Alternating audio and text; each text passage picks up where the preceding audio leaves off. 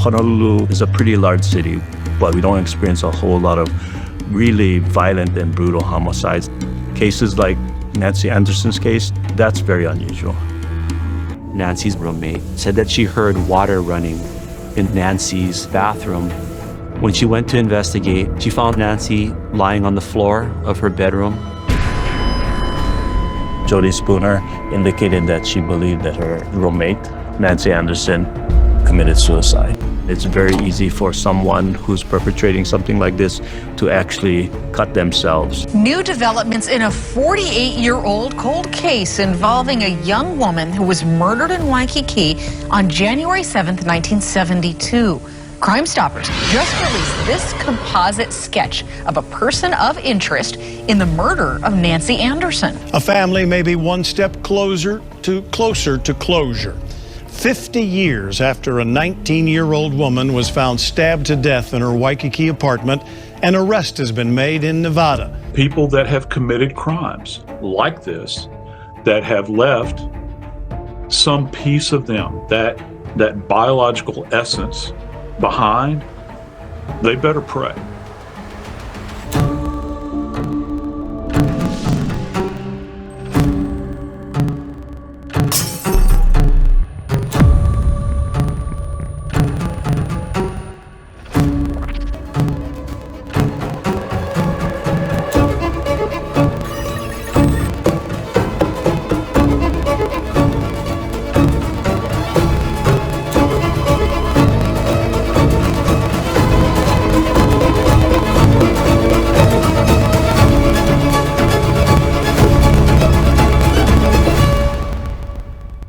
Welcome to Echoes in the Cold Case Chronicles, Episode 3. I'm Grace, and this is Ferocity TV.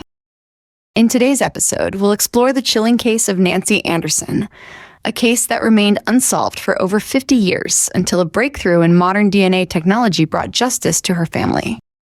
Nancy Anderson was the third girl, the fourth child in a loving and tight-knit family of 10 siblings. That was Nancy Anderson. Her siblings say, above all, she was a dear friend. She was easygoing, carefree, and adored by her family. Everyone who met her couldn't help but love her. Nancy has the biggest smile of all of us.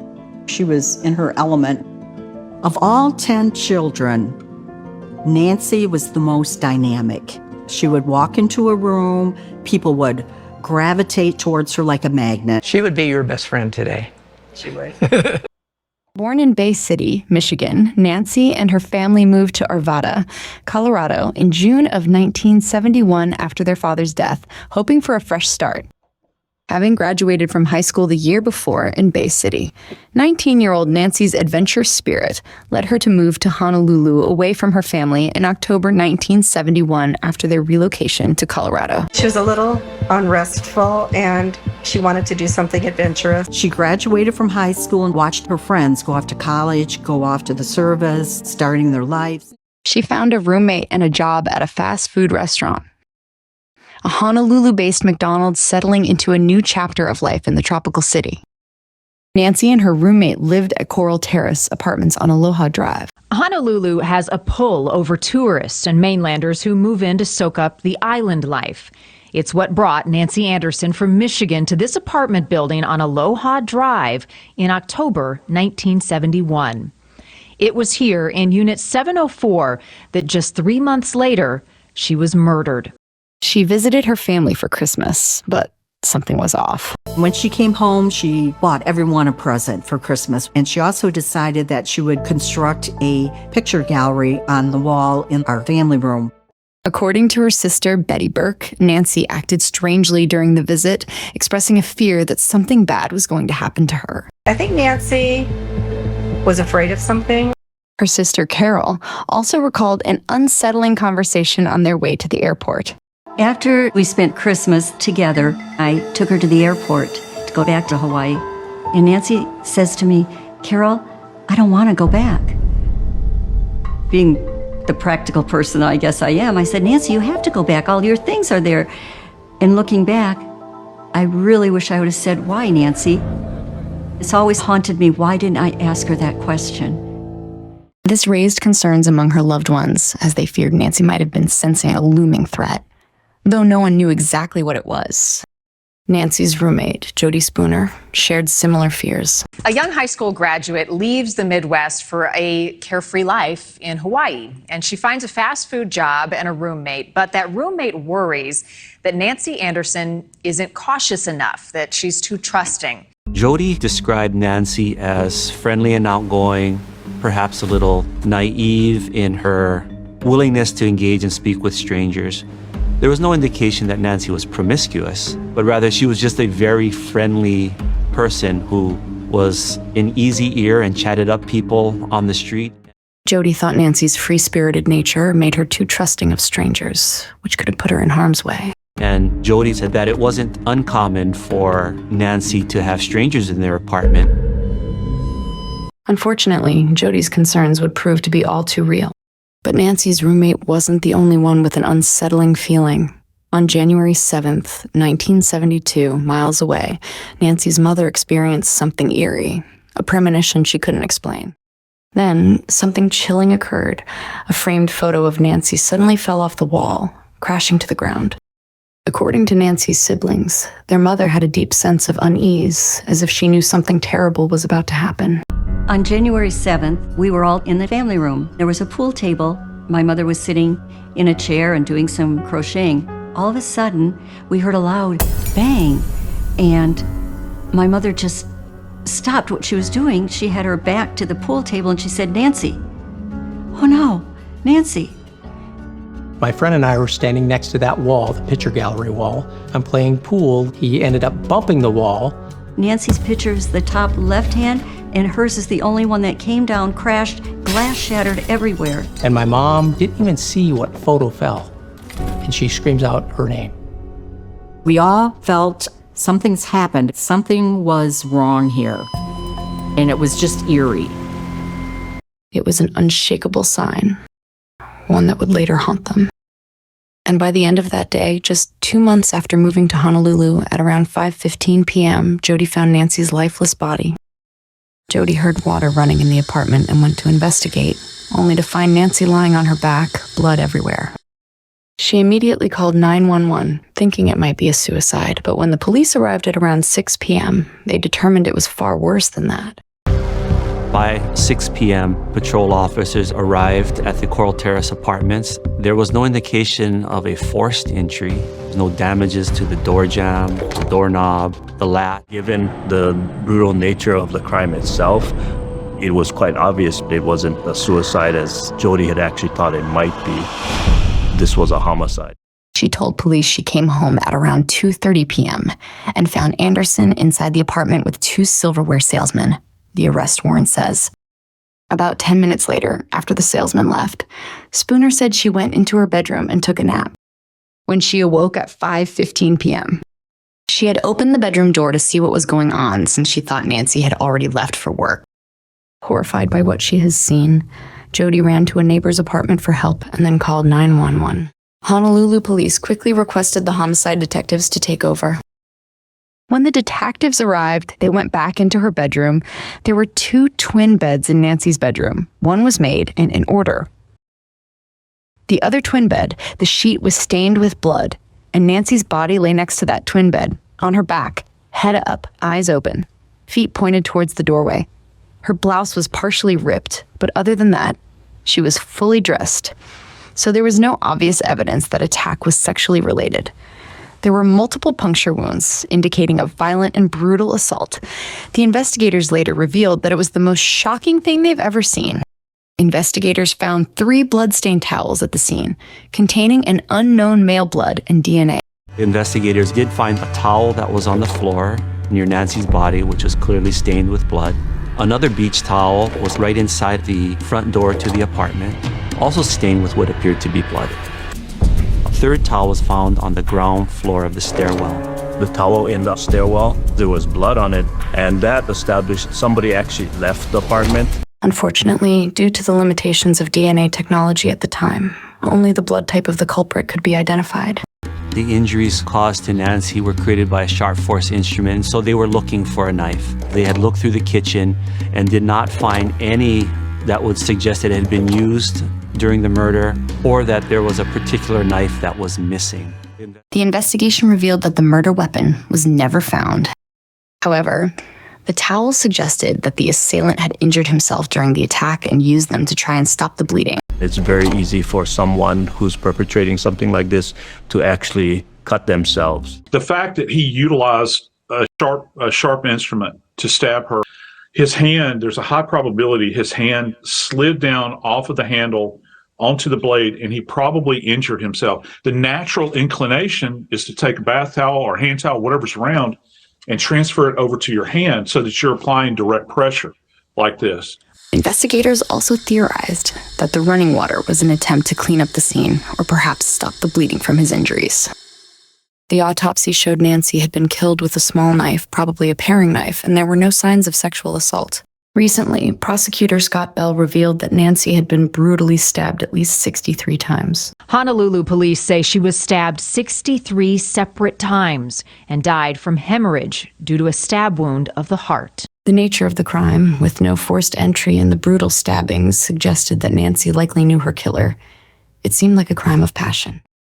On January 8th, a day after Nancy's murder, her family, unaware of what had happened in Honolulu, was marking the 6th anniversary of their father's passing.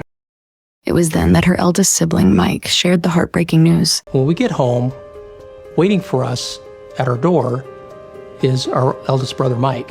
Mike pulls our mother aside and has to give her the most horrific news that our sister Nancy was brutally murdered in Hawaii the previous day.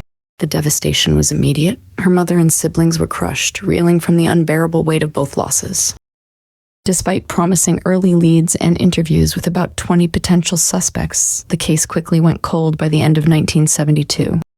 By the end of 1972, their investigative leads had run dry, and there was nothing further for them to investigate. Over the years, police in Hawaii investigated multiple suspects, including door-to-door knife salesmen who were there to try to sell knives hours earlier. But the salesman volunteered fingerprints and passed polygraph tests. Other potential suspects questioned over the years included Anderson's former boyfriends and the property manager where she lived. No further progress was made, and it seemed like the mystery would never be solved. Decades passed, and the case remained unsolved. With no further leads to pursue, police eventually shifted their focus to other cases, but her mother and siblings never stopped longing for justice. 29 years after Nancy's murder, in February 2001, their mother, Thelma Anderson, unfortunately passed away at 75, never knowing who had brutally taken her daughter's life. She deserved a peaceful death. An answer as to who killed Nancy, her son Jack lamented. That year, her daughter, Carol Sampson, successfully petitioned the Honolulu police chief to reopen the case.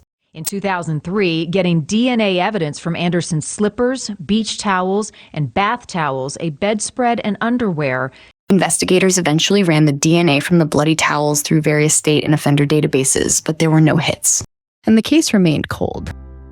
Then, in 2019, 47 years after Nancy's death, Honolulu PD reopened the case. Again. Detective Michael Ogawa held a press conference urging anyone with information to come forward or call the tip line. Well, ultimately, of course, we want to bring someone to prosecution. But if not, at least bring some kind of closure to the family, or at least remind them that somebody still cares.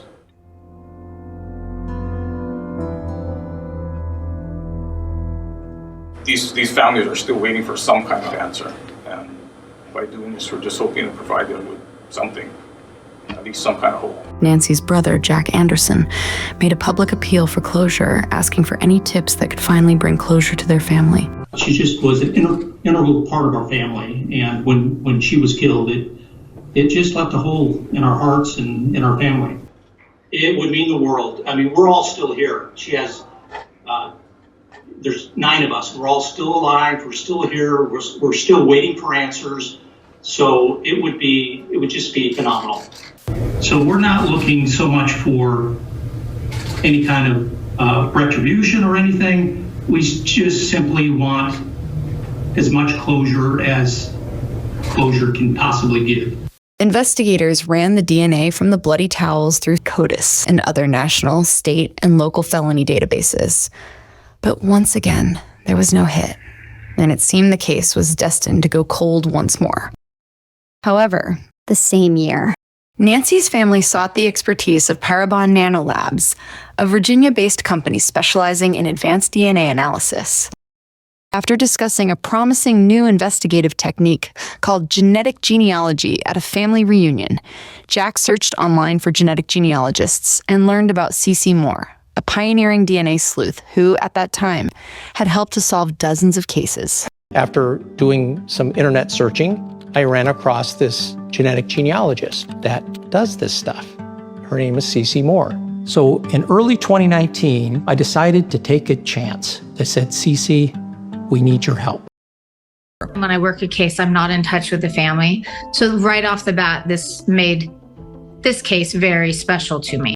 Today, she and her team have helped solve more than 300 rape and murder cold cases. We upload it to a public database like GEDmatch or Family Tree DNA and look for matches. And we have amazing genetic genealogists who can do that and say, okay, if we know our person of interest has to be a third cousin to Mary Jones and also a third cousin to John Smith, then they can figure out who he has to be. So it's pretty impressive the kind of work that they can do. Recognizing the potential breakthrough, Honolulu investigators decided to partner with the company, steering the decades-old investigation in a new direction. Honolulu detectives enlisted Virginia-based Parabon Nanolabs forensic genealogist to use what's called phenotyping. Parabon was able to predict what the suspect might have looked like at age 25. Based on the unknown DNA left at the crime scene, Parabon Nanolabs could provide actual simulation of what that individual would look like based on the DNA profile. That simulation generated from the DNA profile is called Snapshot. But Snapshot actually generates new information from that DNA, tells us more about that person, things that the police couldn't have known before. Traditional forensics looks at things like fingerprints and compares them with a national database of people already in the system. But this technology goes beyond that. A year later, results. The Parabon snapshot predicted that the person who left his DNA behind at the crime scene had fair to very fair skin, brown or hazel eyes, and brown or black hair with ancestors from Southern Europe and Southeastern Europe. The result was a composite image of a man in his mid-20s, detailing his facial symmetry, complexion, eye, and hair color, and an estimated body mass index of 22. New developments in a 48-year-old cold case involving a young woman who was murdered in Waikiki on January 7th, 1972. Crime Stoppers just released this composite sketch of a person of interest in the murder of Nancy Anderson. As the investigation continued, Parabon's chief genetic genealogist, C.C. Moore, took on the challenge of tracing the suspect's ancestry. Her work revealed that the DNA had European ties, particularly to Italy and Romania. Moore cross-referenced this with the Honolulu City Directory from the time of Nancy's murder, looking for Italian and Romanian surnames. A year later, Moore found a match: Tudor Chirilla, a 77-year-old man living in Reno, Nevada.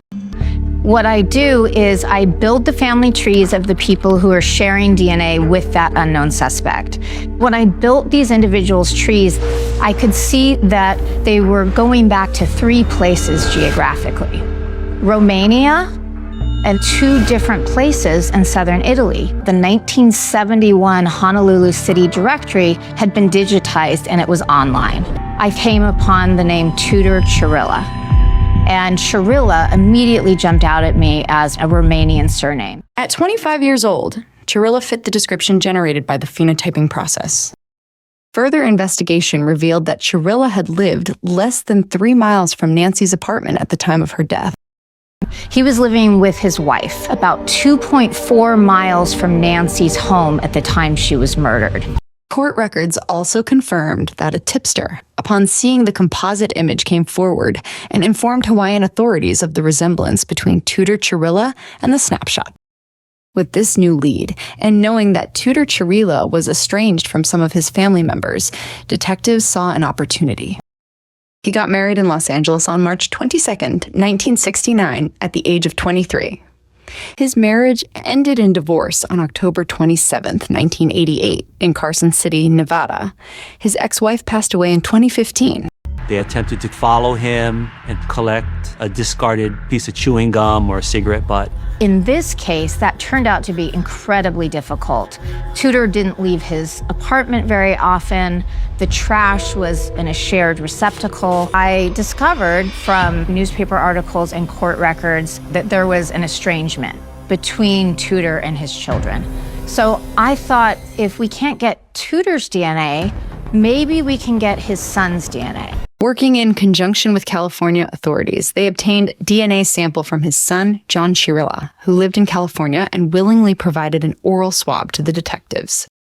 The test revealed a near-perfect match to the DNA found on the bloody towels. John Chirilla was the biological child of the person who left their DNA behind at Nancy's crime scene. So this meant that Nancy's killer was Tudor Chirilla. A forensic DNA lecturer at Chaminade University says using a child can help skirt national and state databases of DNA, which only come back with a result if the person has been previously arrested or convicted. If the son is giving up a DNA profile, the son would inherit what they call a YSTR profile, and he would have the same YSTR profile as his father. So that's probably how they match them up. Tudor Chirilla had worked as a graduate assistant at the University of Hawaii in the 1970s and was about 25 years old at the time of Anderson's murder, just as the DNA analysis profile predicted. He has been licensed to practice law in the state of Nevada since 1979 and was a longtime attorney in Reno, Carson City, and the Lake Tahoe area. He also served as a deputy attorney general and once unsuccessfully ran for the state Supreme Court in 1994. During his Supreme Court run, Chirilla served an 8-day jail sentence for being in arrears on child support. The jail sentence was based on a contempt citation for failing to pay more than $33,000 in child support. He also contested a court order requiring him to pay $995 monthly in child support. Deputy District Attorney Trina Dolan said then that Chirilla ducked his child support responsibilities, paying only $150 monthly. Chirilla disputed that, stating, "My position is that the alleged child support arrearages are the product of gross judicial impropriety." He had been arrested for kidnapping his girlfriend who was trying to break up with him. He also had run the Mustang Ranch in Nevada for a mobster, Joe Conforte. In a 1998 federal indictment, U.S. prosecutors in Reno identified him as the former president of a company, AGE Corp., that served a front for Nevada brothel boss Joe Conforte. Chirilla testified as a government witness and acknowledged he knew the corporation was owned and controlled by Conforte. He later filed suit against Conforte in 1998, seeking $14 million in damages, alleging Conforte wrongly fired him for cooperating with federal prosecutors. As investigators closed in on him for Nancy Anderson's murder, Tudor Chirilla, leveraging his experience and expertise as a former deputy DA, took extra precautions when disposing of his trash, ensuring no DNA was carelessly left behind. After multiple unsuccessful attempts to obtain a sample through discarded items, authorities secured a warrant to collect his DNA by force. On September 6th, Reno police served a search warrant and collected a DNA sample from Tudor Chirilla at his Reno apartment. I'm Detective B with the Honolulu Police Department. We're investigating a murder from 1972. Okay, so we have a signed search warrant to obtain a sample of your DNA. Isn't that illegal? No, it's not illegal because we have a search warrant and a seizure order. 2 days later, he attempted to take his own life. But, like his 1994 Nevada Supreme Court run, he was unsuccessful. On September 8, 2022, Mr. Chirilla transferred title to his car to his neighbor and attempted to commit suicide by overdosing. Unfortunately for him, he had actually started a fire, and in responding to a fire, the fire department was able to locate him and find out that he had overdosed, and they were able to revive him.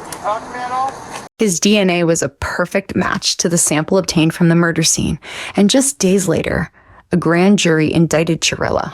On September 12th, 2022, an arrest warrant was issued to the Honolulu police for his arrest. At that time, Chirilla was in a Reno hospital recovering from his failed suicide attempt.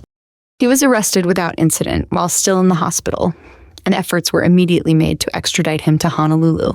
Cold no more 50 years later, and some closure, as much as closure can bring for that family.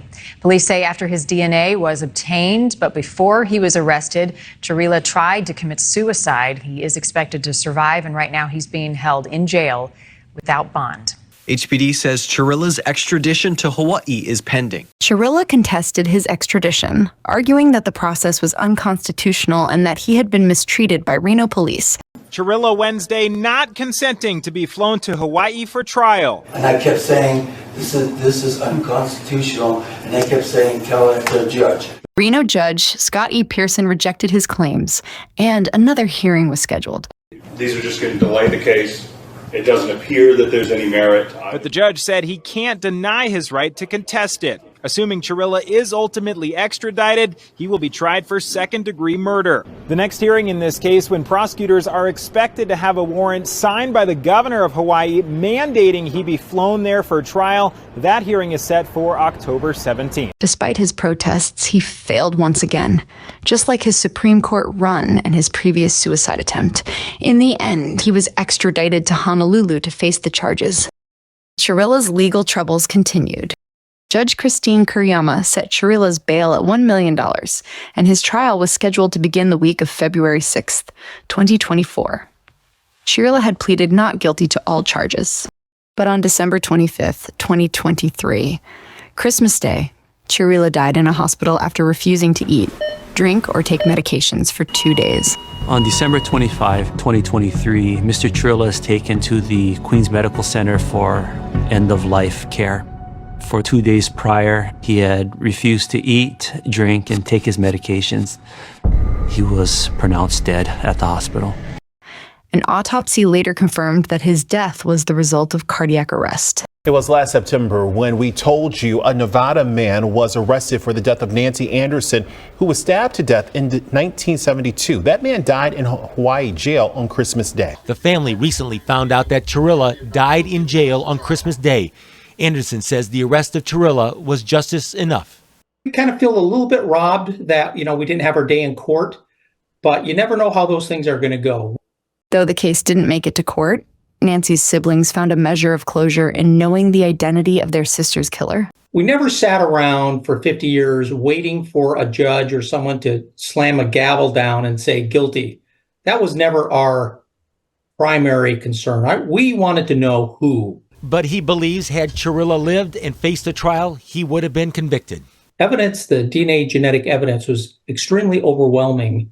Nancy's sister, Mary Skiaton, reflects on the case and what she believes contributed to it going cold shortly after the murder, thereby delaying justice for their family. The case went cold rather quickly because they had no leads. They interviewed quite a few people, including cutlery salesman and her roommate, and it went on, but we didn't know any of these people, so we weren't of much help to the case because we didn't live there, nor were we really mature enough to jump in and try to help the police. In the end, Tudor Chirila may have thought he had gotten away with the perfect murder, but his dark past could not stay hidden forever.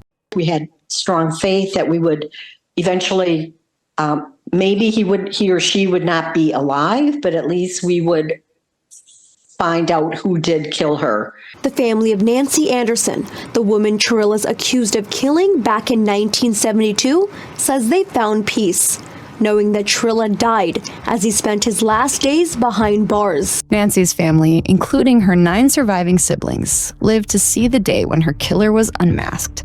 Anderson is thankful that all of Nancy's siblings were able to see an arrest in what is believed to be the oldest cold case murder in Hawaii that resulted in an indictment. He did spend the last part of his life behind bars. So we did get justice in that sense.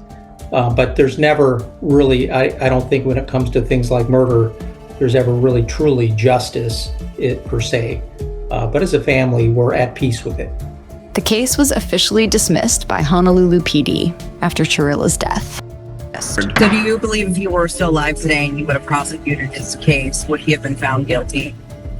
I do. Even though he wasn't found guilty in a court of law, he's found guilty in our heart. Nancy's brother, Jack Anderson, fondly remembers his big sister and her kind, bobbly personality. She was an amazing person. She had a very outgoing, very trusting, maybe to a fault, a trusting personality.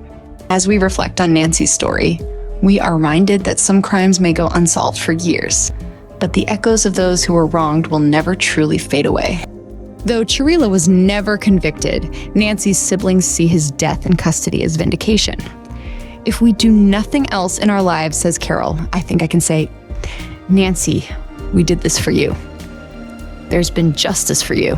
We're just going to meet as a family and have a big celebration because we feel like it's finally over after 52 years. And it's been quite a journey. We feel like Nancy's been with us all this time and she's kind of guided us and helped us. Though Chirila's arrest and death before trial leave a bittersweet feeling for Nancy's family, as her sister Betty Burke put it. It's finally over. After 52 years of unanswered questions and uncertainty, we hope this brings lasting peace to her family.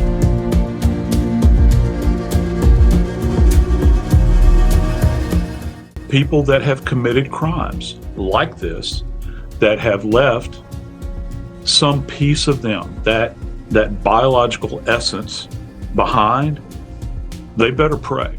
Thank you for joining us on this journey. Be sure to check out episodes 1 and 2 of Echoes in the Cold to learn more about the cold cases of Mary Schley and Triner Butler Turner. Like, comment, share, and subscribe for more, and always stay safe. May God bless you all.